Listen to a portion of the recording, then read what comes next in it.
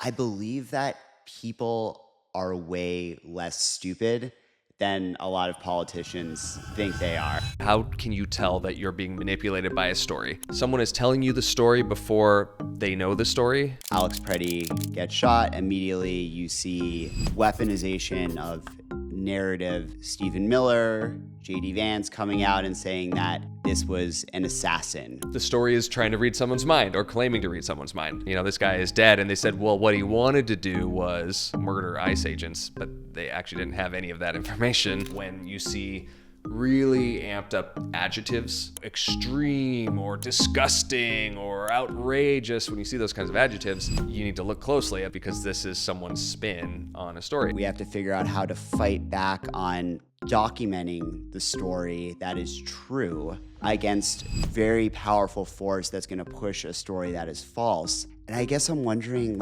what is the playbook here besides recording everything? The playbook is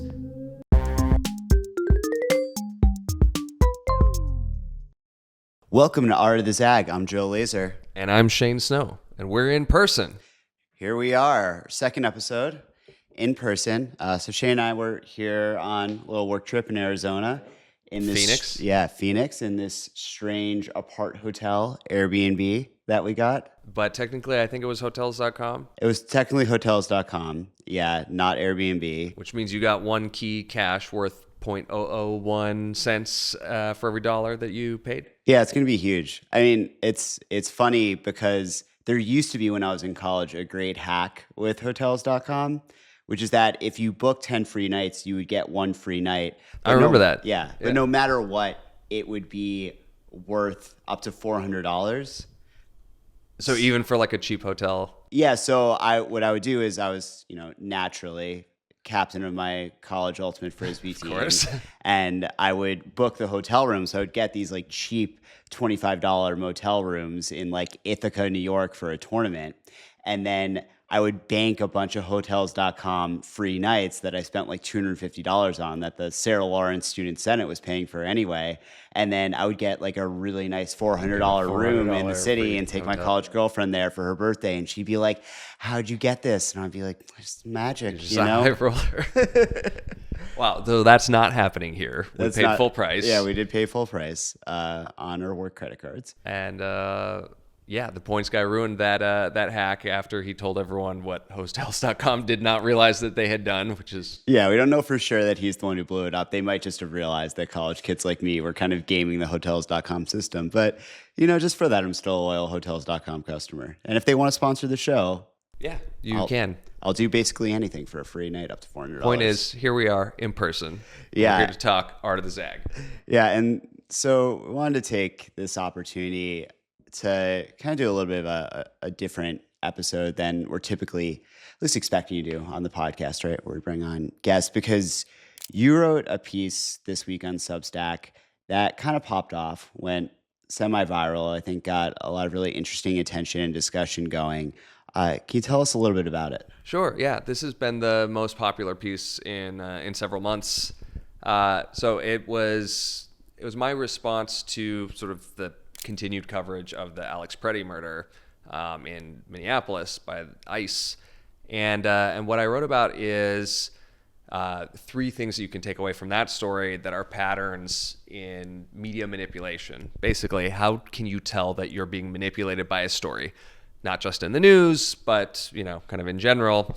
And I wrote about three things, which were, if someone is telling you the story before they know the story, chances are they're manipulating you. And, we never have complete information, on anything. But if you're saying that you know the story before you have the information, then you're making up a story.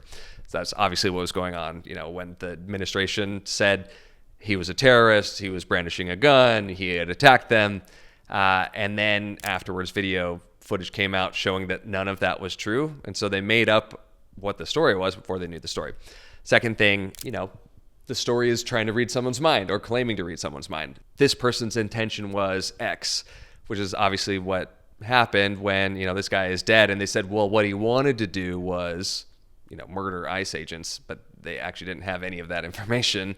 And so that mind reading thing is a classic kind of pattern you see in media manipulation, or in, when someone's telling you a story of what they want you to think, painting someone a certain way by saying like, oh, their heart was good, or oh, their heart was bad. Then the third thing that I had in the piece was about when you see really amped up adjectives to describe an event. So obviously you need adjectives, to describe things. You can't say like the sky was a color. You say the sky was blue.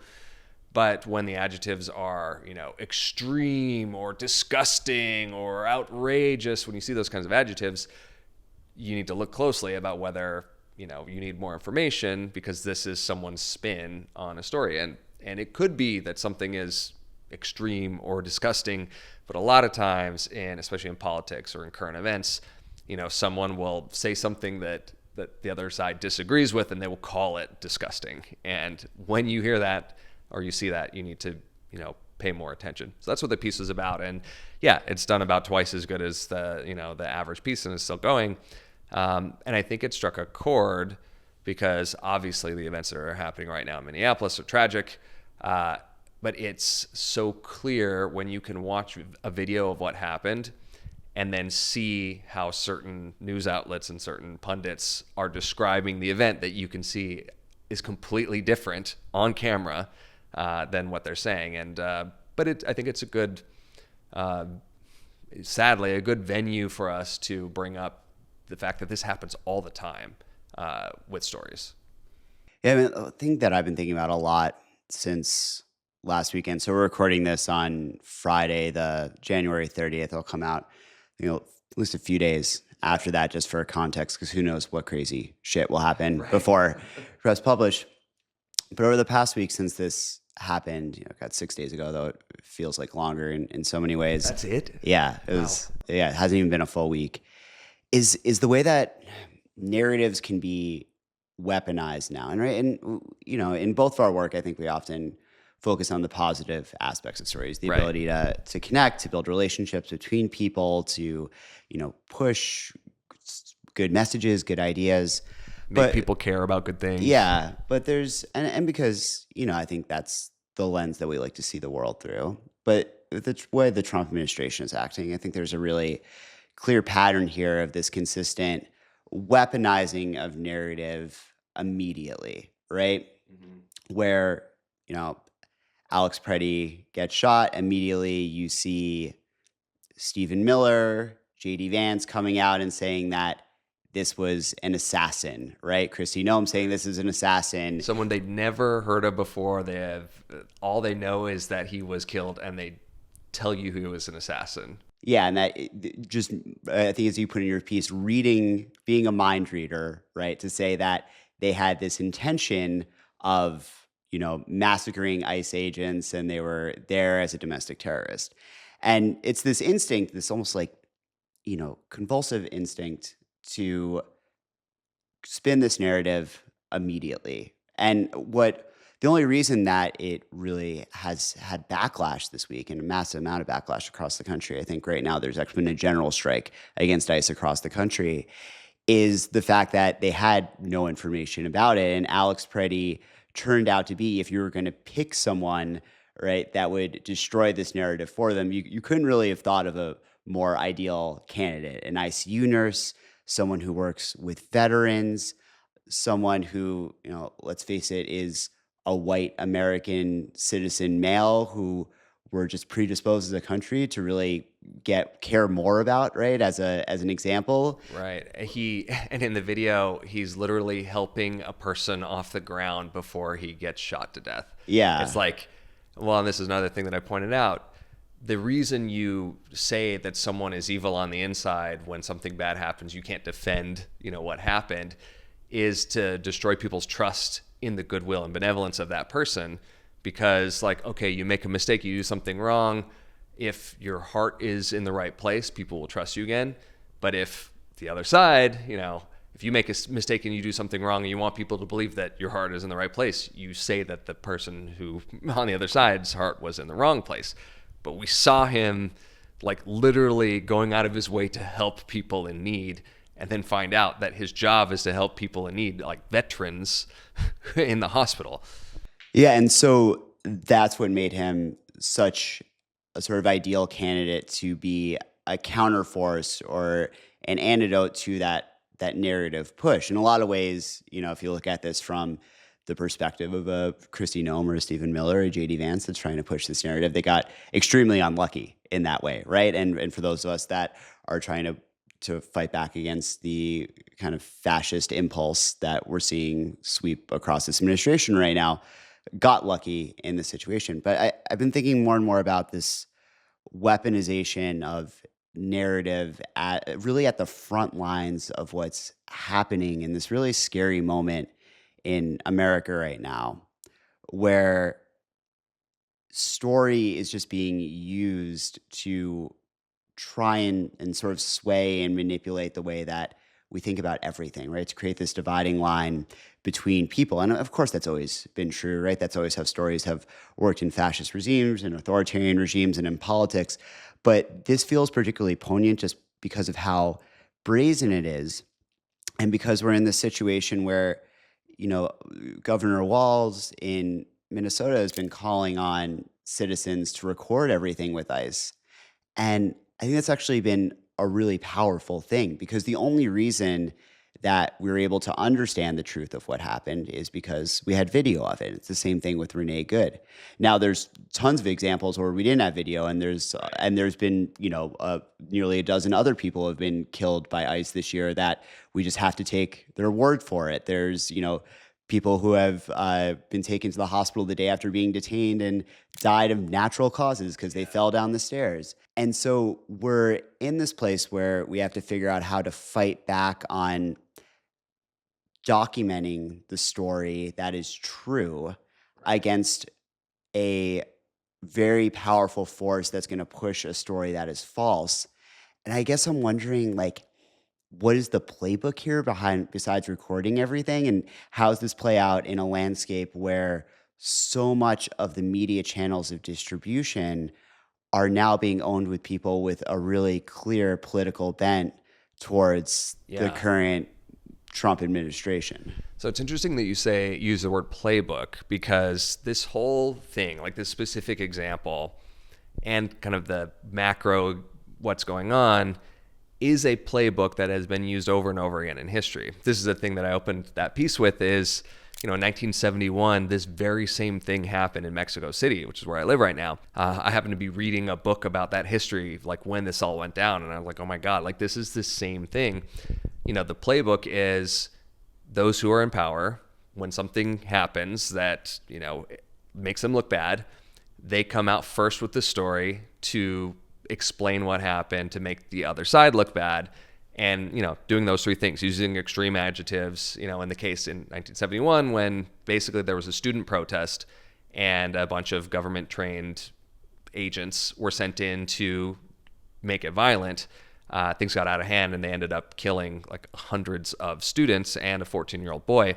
And so immediately the government came out and said it was extremists, it was left-wing radicals, it was the students themselves that did this. Like they showed up to this, protest intending to do all of this. And so, it was making up all of this stuff, reading people's minds, using the extreme adjectives.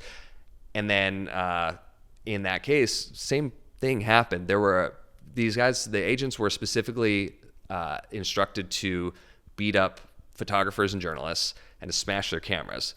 But a couple of people made it out with their film intact. And when these photos came out that basically showed that the government story was not true, because like here's photos of these government agents beating people to death, with poles and shooting them to death, suddenly people were like, wait, the thing that we were told was a story that's not a true story. And so, history repeating itself, it was photographic evidence that that sort of put egg on the face of the people spinning the story. This has happened over and over again in history. To our advantage, we now have the ability to get that photographic evidence from everyone's phone, which is why what Waltz is saying is like document it. What can you fight a false story with? Well, truth, but how do you know what's true? It turns out if lots of people film it from lots of angles, it's hard to say it's not true. I don't really have an answer yet to with your question of like, without just simply documenting it and showing people, what happened in video, how do we fight this narrative, for people like, say, my parents who haven't seen any of this video? They're just hearing the story as it gets passed along. They're not really on the internet, but they listen to the radio, and they have friends on Facebook and they hear things. I have some hypotheses about what we can do, but really the best thing so far right now, I'd say, is video. Well, I guess that gets the means of distribution point, right? Your parents are in, a different media echo chamber than we are, right? Their internet comes to them. They live in like the desert of Southeast Idaho. There's an antenna on their house that like beams internet from like the city 45 miles away. Like it's not even like a cable, it's like some weird version of dial-up. Like that's how they're getting their internet. Biden administration really should have gone on that rural broadband. I know. Bit faster, man. Like maybe we would be in the situation in a few different ways. But even just like media diet wise, right? Like your algorithms on Facebook are going to be geared towards a certain bent. If you're a Fox News viewer, you're getting a completely different story. Something that you pointed out in your piece, right? The New York Times headline's very careful. That's like video appears to contradict federal account of the shootings, and same thing on Washington Post and even the Wall Street Journal, which has a center-right bent, but then you get to Fox and it's like ex-Minnesota Vikings football captain like comes out against anti-ICE protesters. Right. Some football guy says that the protesters are at fault. Yeah. Like, and it's like, look, we found a black guy who's on our side. Let's like have their playbook.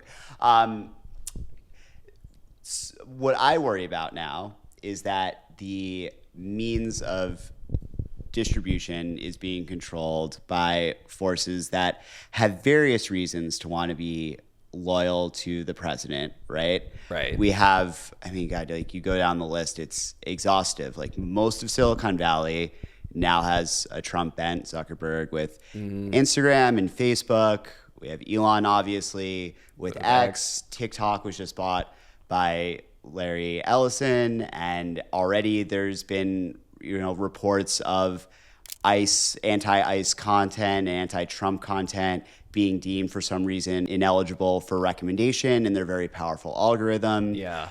We have almost all of local media. Right. Sinclair. Sinclair and Next, which are very right-aligned. Bezos has gone increasingly rightward and owns the Post and basically, killed the Kamala endorsement before the last election. You go on and on and on.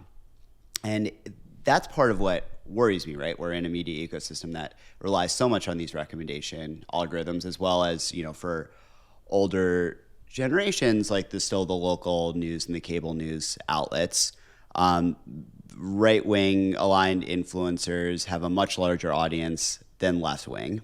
And we're reliant so much on distribution for those of us on, the left and just people in general who I think want to get out factual information. You're just pure down the center or center right journalists like those at the Wall Street Journal. Like the raw footage, it's like, there's the ability with these distribution channels to just not show people the photos of what happened. Exactly. You can, there is people saying they looked up ICE protests on ICE Minneapolis on TikTok, and they were getting recommended like WNBA clips instead, or like the WHL team.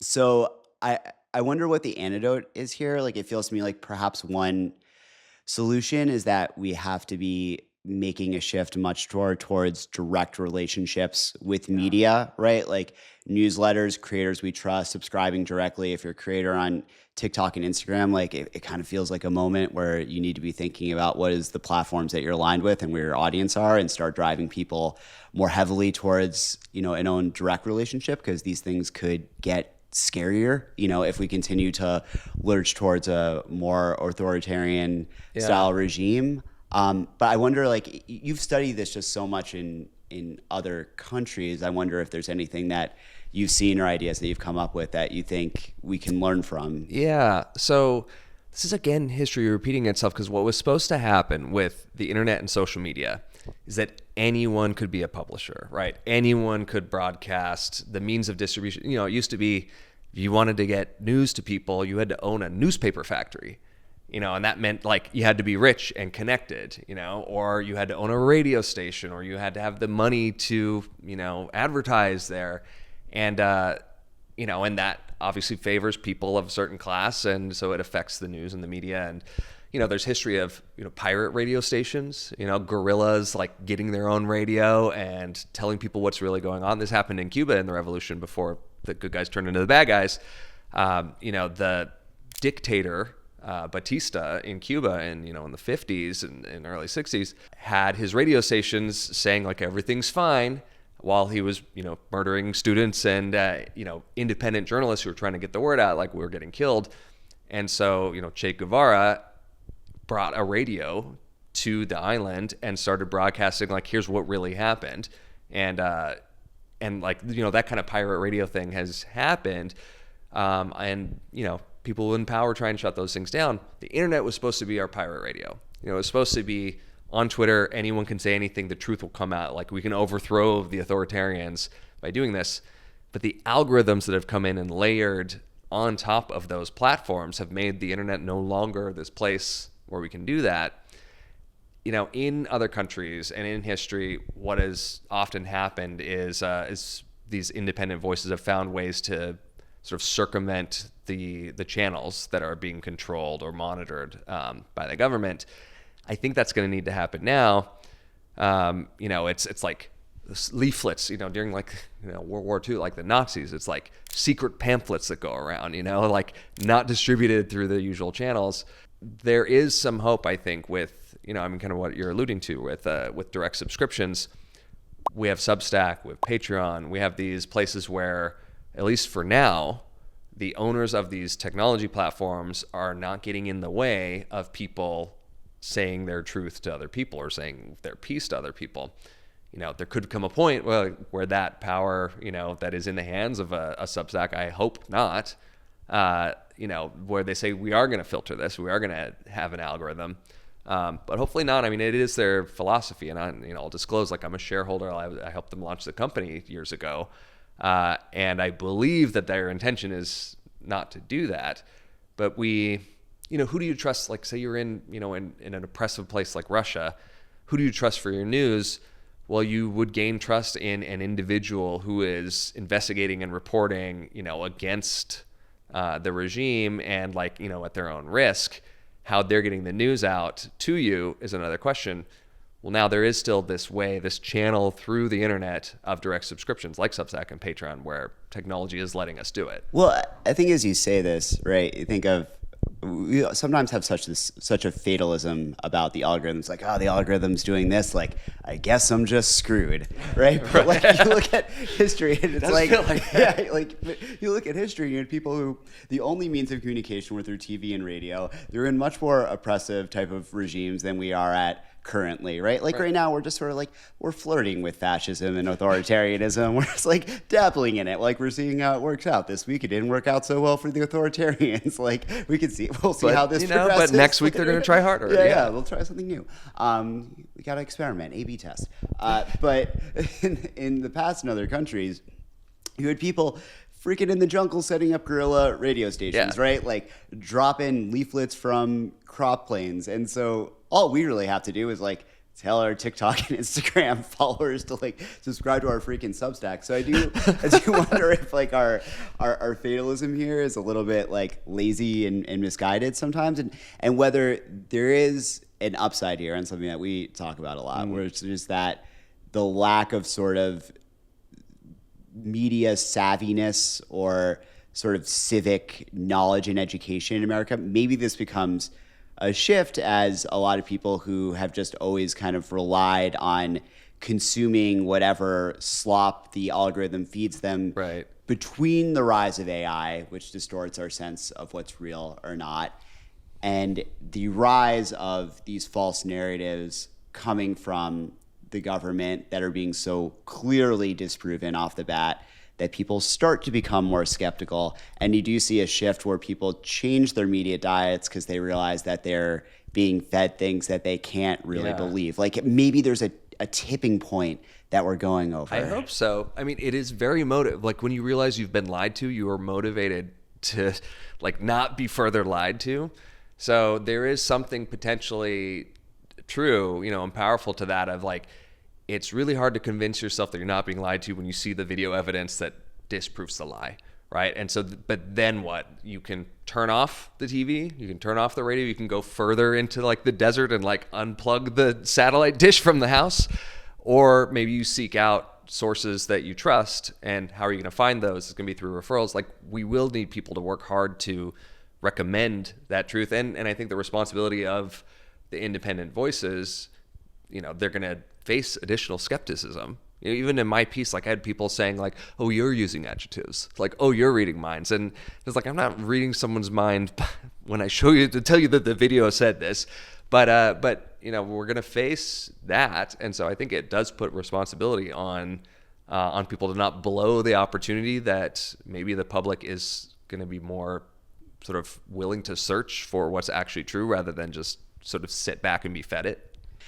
I think my default is, and maybe sometimes annoying to some of our friends, is that I always lean towards optimism, right, in different things. And I believe that people are way less stupid than a lot of politicians think they are. Like I actually don't think people are nearly as dumb as people think. And I think often the narrative that, that this is a black or gold dress or blue or gold dress situation isn't quite true. Like you look at, this is broken through in a way that nothing else that I can imagine has. Like 75% of people have seen, before the Pretti video, I think with Renee Good, had seen some or part of that video. I think there's some surveys that say it's very similar numbers with the Pretti video.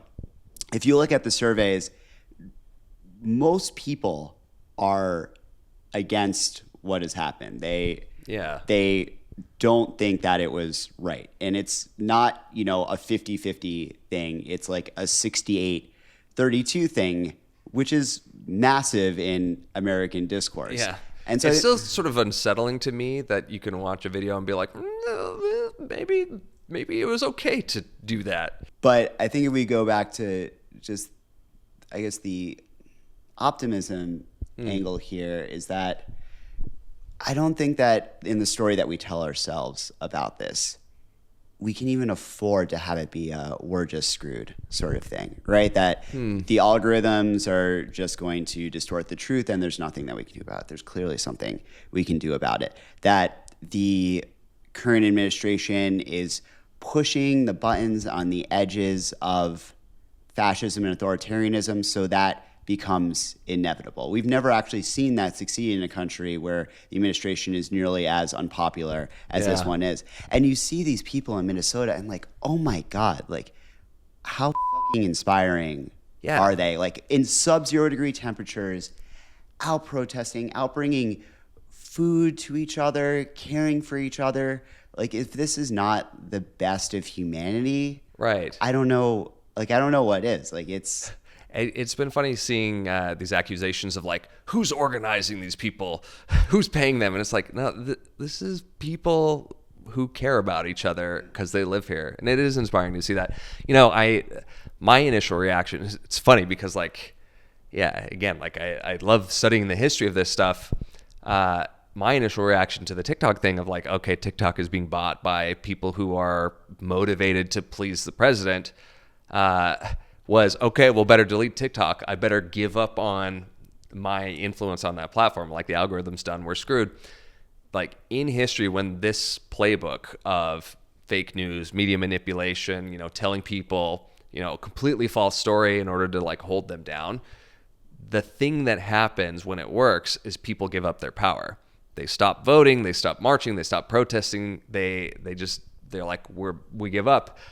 And either, they tell themselves a story of like, I don't know what's true, so it might as well be this. Or they say like, if you can't beat them, join them. Or if they say it's hopeless, that is how this works. When the masses, when a government or a powerful entity is trying to impose its will on the masses have more power because there's more of them usually. It's when they don't exercise their power, when they give up, that things calcify and they go wrong. That is kind of, I mean, it's what is happening. I give up my power to have any influence on TikTok if I delete my TikTok app. It's not to say I should use it, but I should be thinking less of how like, well, that one's done, time to move on, and more of like, how will I get the pirate radio signal to go through? How will I help, everyone else who's just as motivated as me for the truth to win, rather than saying like, well, that one's done. Yeah, maybe this is a good kind of point for us to wrap up on. But so one thing I've been noticing is if I've been posting on LinkedIn, like what I think is like fairly measured on controversial things about. LinkedIn isn't owned by someone with a political sort of axe to grind at this point, right? No, not that I can really. It is like an annoying place to me a lot of the times, but it's comforting that there's somewhere where censorship isn't at least obvious. Yeah, I mean it's owned by Microsoft. I don't think Microsoft has really had a clear bent one way or another. Microsoft, I think about as down the center of a company as you can find. But one thing I sense there is that, for me, like it's where I have the biggest social media following. So, something like this happens, I want to say something and I want to use my platform. And I get a lot of people saying, in the comments, like, thank you for doing this. Like the posts have gone, You posted some really thoughtful stuff about this very thing. Yeah, but I don't think anything that's like particularly brave. And I think people are really reticent to use their voice in their platforms. And I think especially, just speaking directly to the people who might be watching this, and we know that we have a lot of, I think fairly influential business people and executives who subscribe to our newsletter and are going to get this podcast and might watch and listen to it, is that I think we all have a responsibility to use our voices and our platforms to speak out at a moment like this and to accept whatever minor financial risk you think there might be, to do the right thing. I mean, and especially like on the brand level, if you're the CEO of a company, this is like another thing, is that every brand now in their content and social media strategy wants to talk about how we're being really human. We're being human first, human led. We're putting our personality out there. Well, be a freaking human right now, right? Like be a good human and be willing to speak out when something so abhorrently happens. So something so abhorrent happens when you watch on video an ICU nurse, an American citizen, shot 10 times in the back. Like, if you can't speak out now, CEOs of America, like when the hell are you going to say something? Where the hell is the line? And so that's the thing that maybe breaks a little bit of my feel of optimism, is that reticent there. But I also don't give up on those people. Like, I think there is a fear right now, but I think that fear is misguided. And I think you will gain so much more in terms of the goodwill of the vast majority of people who see that this is wrong, and in your employees and in your culture, than if you just stay silent on the sidelines because you are scared that this is going to cost you in some way. Do you really want to be working on with the people who are going to punish you for this? Right. What are you doing? I mean, there's the short term versus long term. The short term relief of like not having anyone mad at you, versus the long term benefit of being on the right side of history and providing comfort to people who are looking to you. Like, if you have power and you have employees and you have influence and people pay attention to you, using that to provide comfort to people and to say like, hey, we're going to stand up for what's right, is the thing in the long run that will get you the brownie points you're looking for. By like right now, if you're saying like, we're just going to like ride this out and not say anything because we want brownie points with whoever has power now, well, the people will ultimately, hopefully, like have the power that you care about. Certainly if you're capitalist, is like those are the people paying for your products. I will say that, it's an understandable feeling, even with this piece that I wrote. It's like, I'm a journalist. Like, now I mostly am doing business and things like podcasts, but like I hesitated before I hit publish on that piece because I was like, someone who's thinking about booking me to speak for their bank is going to see this post and be like, well, this guy's like a liberal who I can't trust and put in front of my people. I'm like, I'm going to lose thousands of dollars if I do this. I did think about it like that's probably not going to happen. But me having that hesitation, it's like, of course, the CEO of a huge company is going to have that hesitation. But in the long run, it is the right thing to do to tell the stories that are true and that are important to combat the stories that are going to destroy us all.